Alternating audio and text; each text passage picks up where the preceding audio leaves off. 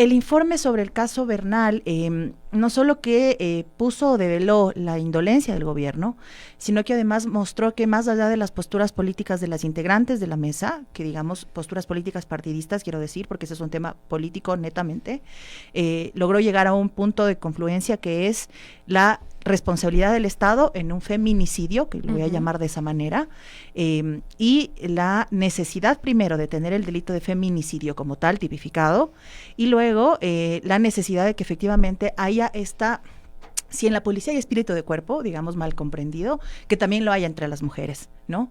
Y esto lo pongo en términos, digamos, del contexto que nos convoca, porque eso es lo que estamos haciendo, nos estamos sosteniendo. Dudo mucho que la bancada de gobierno apruebe el informe, porque están haciendo su propio espíritu de cuerpo a sus propios funcionarios y le han buscado dar la vuelta a este tema de cualquier forma. Pero entre las cosas que el informe contiene es las responsabilidades del secretario de Seguridad. No puede un secretario de Seguridad decir que le ha llamado a la madre y que es suficiente, que eso fue su trabajo.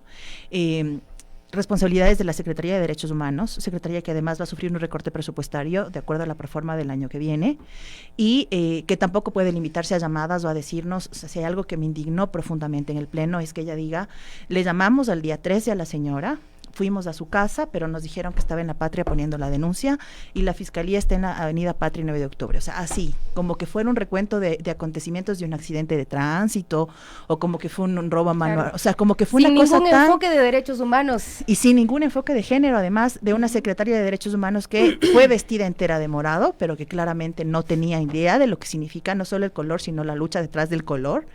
Entonces...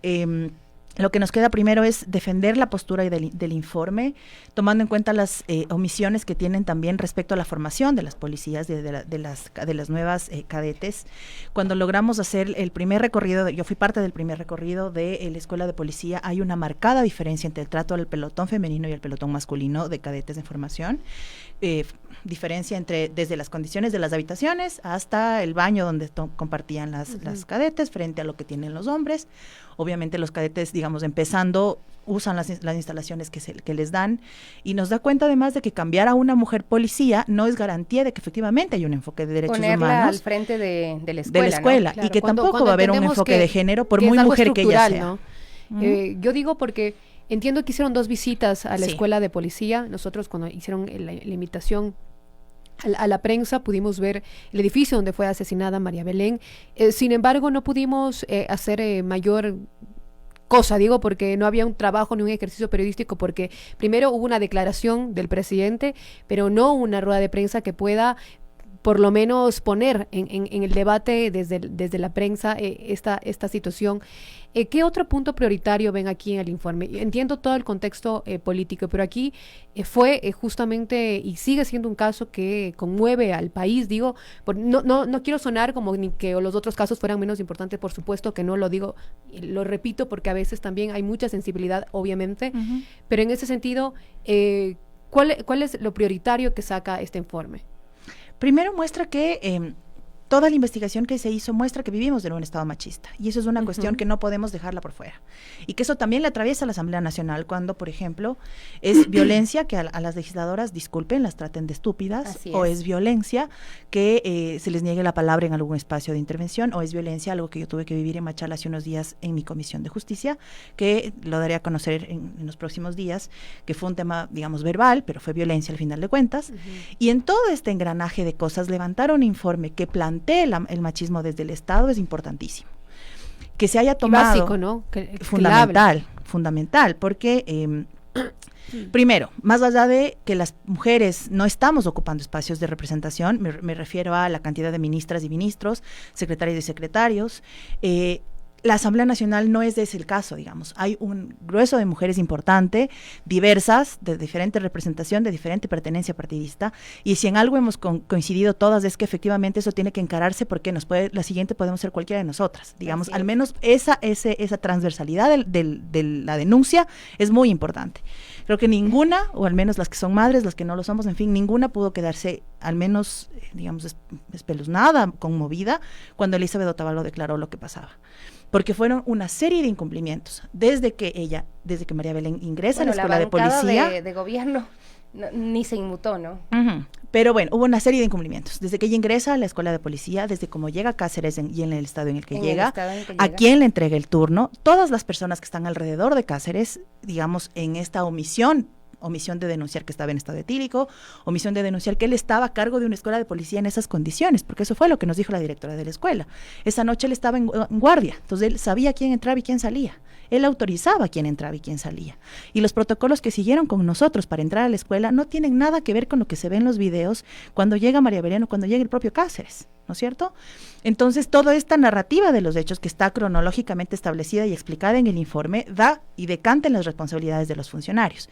Ya está presentado un procedimiento de juicio político contra el ministro Carrillo, que lo llevo adelante yo. Se estima uno para Diego Ordóñez y se estima uno para la Secretaría de Derechos Humanos. Hay que tomar en cuenta, digo, se estima porque esto pasa por una cuestión de las bancadas, que lo sepan, que lo valoren, en fin, pero al menos, digamos, desde el control Carrillo, político ¿bajo qué no concepto sería si se da, digo, porque ya no es ahora? En el caso presentado por mí es por incumplimiento de funciones, y el cumplimiento de funciones en un marco tan claro como la garantía de la vida libre de violencia que tiene la Constitución. Bajo ese marco se establece el resto de responsabilidades en el resto de leyes, en las leyes que le rige a la policía, en las responsabilidades que le rijan los ministros y funcionarios de Estado, y en el decreto que da cuenta de que Carrillo tiene a cargo el Ministerio del Interior, y que dice en ese decreto firmado por el presidente de la República que tiene que garantizar la paz y la vida libre de violencia conforme dice la Constitución. Cuando hay una mujer asesinada en una escuela de policía, no hay paz ni vida libre de violencia posible, y entonces se traduce lo que pasa en las calles, que es un poco lo que planteaba en algunas intervenciones en el Pleno. Nosotros sufrimos violencia política y de alguna forma tenemos herramientas para defendernos, lo podemos denunciar, tenemos abogados cerca nuestro, podemos ir a la Defensoría Pública, podemos usar las redes sociales, tenemos insumos para encarar la violencia y ponerle nombre. ¿Qué pasa con las mujeres que en este momento están siendo violentadas? No tienen las herramientas. Esta violencia que nos transversaliza de todas las formas, ahora que tenemos cómo denunciarlo, lo hacemos. Pero quienes tienen que atenderlo se están lavando las manos también. O están diciendo que es un delito pasional. Sí. O están diciendo que es un caso aislado. Y no es ni pasional ni aislado que una mujer se muere en una escuela de policía. Ahora, Gisela, precisamente recién ustedes también hicieron una propuesta sobre cambiar femicidio a feminicidio. Digo, ahí cambia también el encubrimiento que tendría prácticamente los agresores. En este escenario, ¿qué ocurre? Digo, ¿por qué es importante diferenciar también estas dos figuras? Ahora que tratamos del femicidio como tal, el delito está configurado cuando yo tengo mi pareja o convivo con alguien, o tengo una relación, mi jefe, por ejemplo, como fuere, y me mata por el hecho de serlo. Mi pareja, mi jefe o cualquier hombre alrededor mío que me mata por el hecho de serlo. Y es en el ámbito privado de alguna forma. En el ámbito privado. Y además no puedo incluir el entorno, y eso pasa con muchos de los casos de las madres coraje, ¿no? Es decir, el caso de doña Anabel, por ejemplo, su hija viene con su pareja de fuera del país, llega y se simula un secuestro. Y en este secuestro simulado la matan. Él no la secuestró sola. Hubo responsables alrededor.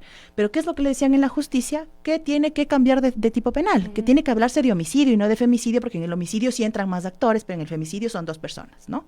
Lo mismo pasa en este caso. ¿Se trata de un femicidio? Por supuesto que sí, pero pasó en una institución del Estado, en manos de un agente del Estado y con complicidad de otros agentes más. Complicidades que no hayan denunciado que llegó en estado etílico, complicidades que haya seguido al frente de la guardia, y no es posible que no haya nadie que no haya escuchado. El edificio está cerca de las villas, de las direcciones y subdirecciones. Que se empiezan a recabar, se dice, ella grita, pide auxilio. Nos poníamos... hay un cadete que va donde un superior, donde un oficial que tiene el deber de socorrer a una persona que está pidiendo auxilio, y le dice, es un tema de pareja, es ese ámbito privado en el que nadie se quiere meter y que pues vemos las consecuencias que tiene. Uno escucha Castillo de Grayskull y piensa es una infraestructura gigantesca donde efectivamente si estás en el último piso no se te escucha. Mentira.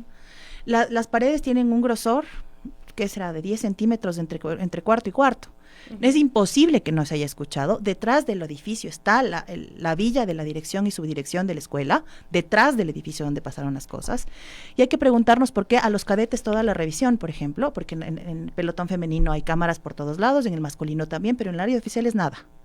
Hay que también preguntarnos si por el hecho de ser oficiales dejan de estar en el ojo del comportamiento y de la disciplina que dice la institución. Pero, cerrando la pregunta anterior, cuando hablamos de feminicidio, entra el Estado por acción o omisión. Exacto. Y eso es lo importante acá, porque no es posible que aquellos que acompañaron a Cáceres vuelvo y repito, omitiéndole el estado en el que llegó y demás, solo tengan sanciones administrativas, entonces ya no estén en la escuela y estén tramitando papeles en otra instancia. Eso no es una sanción ni justa ni reparadora para una mujer asesinada, para una mujer en manos de un femicida, y en ese sentido no es posible que Cáceres salga con el carro de quien entró, o sea, no hubo ni un registro para que sepan qué pasó con la señora que entró. Claro. Si la señora entró, ¿por qué no salió? Y si salió, ¿en qué condiciones salió? Sale manejándole un carro con el que no llegó, porque él llega en moto, va y vuelve, entra y sale todo el tiempo, tiene el mapa de dónde están las cámaras, porque es un mapa donde hay como alrededor de 15, 16 cámaras, y hay 4 puertas, no solo hay una. Otras 2 puertas a cargo de otras instancias de la policía, del GOE, del GIR. Pero hay 4 puertas al final del día que tampoco tienen cámaras, de excepción de la puerta principal. Y todo este mapa de seguridad de la escuela de policía lo tenía Cáceres, porque estaba en el turno de esa noche. Claro. Y ¿quién se hace cargo de manejar esas cosas? ¿Bajo qué responsabilidades le entregan un manejo de un espacio tan delicado? Porque están formando quienes en teoría nos van a cuidar. Y cómo se fuga, sí. Además, Cáceres tan fácilmente, y nadie sabe nada. O pero sea, saben el recorrido de cómo llega. Después ya te cuentan, verá, por aquí se fue, por allá le ayudaron, llegó, pasó a tal lado, pero, o sea, están detrás o nos están contando lo que ellos ya sabían que ocurrió. Incluso con cómo se encontró el cuerpo de María Belén Bernal, también hubo muchas dudas sobre lo que pasó, y las planteó la propia Elizabeth Otavalo. Hacia allá iba. Hablando de feminicidio, también entra la investigación del cómo aparece el cuerpo, en qué condiciones estaba la familia, cómo actuó Dinaced, cómo actuó Derechos Humanos, es decir, el Estado en su conjunto, con sus instituciones, entra en investigación por acción o omisión. Y eso es fundamental, no solo por el caso de María Belén, porque hay antecedentes, y esto es un paso importante también, con base, por ejemplo, en la sentencia de Paola Guzmán Albarracín contra Ecuador. Allí la sentencia de la Corte Interamericana es absolutamente clara respecto a cómo el Estado debe articularse para garantizarles a las mujeres una vida libre de violencia, porque ella fue violentada en una escuela, en una unidad educativa, obligada a mantener un embarazo, después obligada a abortar, y resultado de todo esto, ella toma la decisión, digamos, de acabar con su vida, se toma diablillos y no es atendida en el momento en el que estaba agonizando. Claro. Es decir, es una serie de acontecimientos que le dice la Corte Interamericana al Estado ecuatoriano: las mujeres no están viviendo seguras en su país y tienen que tomarse decisiones. ¿Qué es lo que puede hacer la Asamblea Nacional? Cambiar la ley. Por lo tanto, si el Estado está ausente, a la Asamblea le corresponde como institución decir: no estamos tan ausentes como el resto de instituciones, aquí estamos presentes y reformaremos el Código Penal. ¿Por qué no se dio esta discusión en el 2014 cuando pues entra en vigencia el COIP con la figura de femicidio? O sí se dio y tampoco pasó porque es muy difícil que se pueda incluir. Claro. Yo creo que llegamos tarde al debate respecto al tema de género. Y creo que llegamos tarde porque las muertas eran tantas que ya era imposible omitir el debate como tal. Ahora, el tema de femicidio como tal es necesarísimo porque en ese momento, digamos, las instituciones del Estado no estaban ausentes como ahora. Había, por ejemplo, un Ministerio de Justicia a cargo de política pública respecto al tema de género, había un área especializada en justicia para atención de mujeres, habían condiciones en el Consejo de la Judicatura, por ejemplo, para que las áreas lúdicas para los niños y niñas estén adecuadas, para que las madres puedan llevar adelante sus procesos jurídicos adecuadamente, habían espacios favorables, habían otras condiciones. Y en ese momento nos resultaba impensable que un agente del Estado haga lo que pasó con Cáceres, porque la policía también estaba atendida. Cuando nos decían en la Asamblea Nacional, la bancada de gobierno, que tiene que tratarse como un caso aislado y no se puede afectar a una institución como la Policía Nacional, decía: la afectación no viene de nosotros, viene de ustedes. Bueno, pero ustedes la policía ha sido históricamente machista, sí, indiscutiblemente. Tampoco hay que decir que es nuevo, que sea machista. Además, la única persona detenida de esto sigue siendo una mujer. Y claramente obligada a cambiar su versión, etcétera. Muchas reflexiones que hacer del tema, pero que evidencia particularmente que pese a que hay muchos más involucrados, y cuando también esto genera bastante discusión, porque casi siempre nos comentan como, bueno, y todas las personas merecen, no estamos hablando de algo que discriminando algo. Claramente hay cifras que evidencian que siguen siendo las mujeres las más violentadas por esta violencia machista estructural. No Al lo final digo yo, de cuentas son 4 mujeres en el centro de este asunto. Elizabeth Otavalo buscando justicia por María Belén, 2, la madre de Jocelyn y Jocelyn. Son 4 mujeres en el centro de esto. Y Cáceres está prófugo, el ministro del Interior el exministro ahora está mostrando en televisión nacional sus aspiraciones presidenciales, sus aspiraciones políticas, y el resto tiene sanciones administrativas. Se ha cambiado únicamente la dirección de la Escuela de Policía y nada más. Y se viene en la proforma presupuestaria del próximo porque la cúpula año, finalmente... La cúpula nunca se movió. El presidente hasta se reunió con las mujeres, con las colectivas, les llamó, les invitó a Carondelet, algunas fueran, no sé si ingenuamente o con la necesidad de que, bueno, al final Carondelet es un espacio donde deberíamos poder entrar todas. Y justamente todos. ahí tenemos estas imágenes que las madres, por ejemplo, no son dignas, ellas digo yo. No son parte de la ellas mesa. No pueden entrar, ¿no? Pero bueno, fueron los colectivos feministas y hace unos días de la tejedora Manavita mandaron un comunicado diciendo que después de reunirse les hicieron una serie de promesas como el tema del Ministerio de la Mujer, el presupuesto y demás, y no hay nada de nada. Entonces haciendo ese reclamo, como sintiéndose nuevamente engañadas. Sí, así es. Ayer tomaba contacto con la Coalición Nacional de Mujeres y la sensación es la misma. No solo que quede el pendiente porque no basta con un membrete, sino hay una decisión política de destinar recursos. Por ejemplo, hay una ley que es un marco normativo, que es la ley para la erradicación de la violencia contra las mujeres. Con $0 y 0 centavos. Una ley sin presupuestos no funciona. Esa ley es un marco normativo para atender la violencia, les da responsabilidades a las instituciones del Estado, asigna responsabilidades a la Defensoría Pública, a los centros cantonales, a los mediadores, en fin. Es una serie de responsabilidades del Estado, pero una ley sin financiamiento no funciona. El colegislador no solo veta lo que le parece mal, el colegislador también asume la responsabilidad de poner en marcha una normativa que la Asamblea cumple con presentarle al país. Así es que son momentos muy complicados, da mucho miedo vivir en Ecuador, no solo por el índice de inseguridad, la criminalidad, los robos a mano armada y tal, sino da mucho miedo porque no estamos seguras ni siquiera en los espacios mínimos y tampoco tenemos lugares para denunciar. Llegamos al Consejo de la Judicatura y es una puerta cerrada, llegamos a la Fiscalía y es otra puerta cerrada más, no hay especialistas en género para atender los problemas que están pasando, por lo tanto, la atención o es transversal e integral o no sirve. O sea, no es una cuestión aquí. El caso de María Belén revienta un montón de cosas más, que lo hemos venido denunciando constantemente. Revienta que siguen siendo miles y miles de niñas madres cada año y que no tienen atención. Que los espacios de salud pública, al recortarse el presupuesto, por ejemplo, afectan directamente la atención en salud sexual y reproductiva. Quienes pierden ahí son las mujeres pobres. No hay unas condiciones adecuadas ni el reglamento formal para el tema de la interrupción del embarazo en casos de violación. Es decir, es una serie de abandonos porque las mujeres reclamamos mucho. O sea, claro, molestamos se quejan mucho. Tanto, pues, o sea, ya. Incluso y en este escenario lo hablábamos desestabilizamos además. Claro, desestabilizadoras.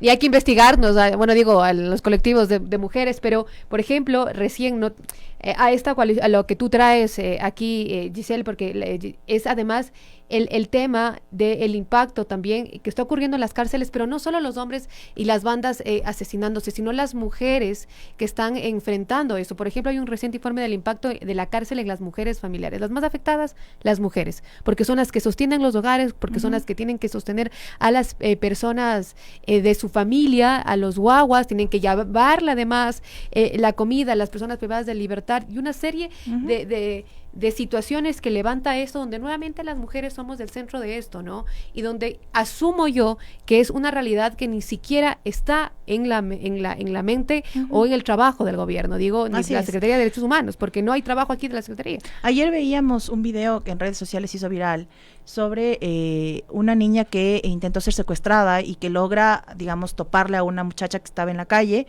o sea, como que logra pedir una ayuda en Guayaquil, iba a su colegio y un tipo le estaba llevando a la fuerza y logra pedir ayuda. Es un video que circuló. ¿Por qué la secuestran a ella? Ay, no, a todos nos secuestran. No, a la mujer la podían violentar, la podían embarazar, le podían obligar a tener ese hijo y hacer trata de personas, la podían matar, podían hacer trata de órganos o podían hacer trata de blancas, en fin. No es que nosotras estamos reclamando que estamos expuestas porque nos gusta reclamar o porque un día nos levantamos con ganas de desquitarnos con alguien y entonces reclamemos derechos, no es así. Esta es una lucha histórica desde la posibilidad de votar y ojalá en algún momento hasta la posibilidad de vivir libres de violencia. Estamos expuestas de un montón de formas. Nada nos ha resultado fácil y hay quienes vienen con esta lucha permanentemente, recurrentemente, aquellas feministas históricas que les mencionamos en los colectivos, que son quienes han estado desde acompañando a la primera diputada, por ejemplo, hasta acompañando el primer alcance cuando logramos cambiar algo en la cédula. Es decir, estas cositas mínimas que nos cuestan tanto, ahora ponen en evidencia que no hay opción para dejar de luchar, que mientras siga muriéndose una de nosotras, o como diría Eva Perón, donde hay una necesidad hay un derecho y seguimos teniendo la necesidad de una vida libre de violencia.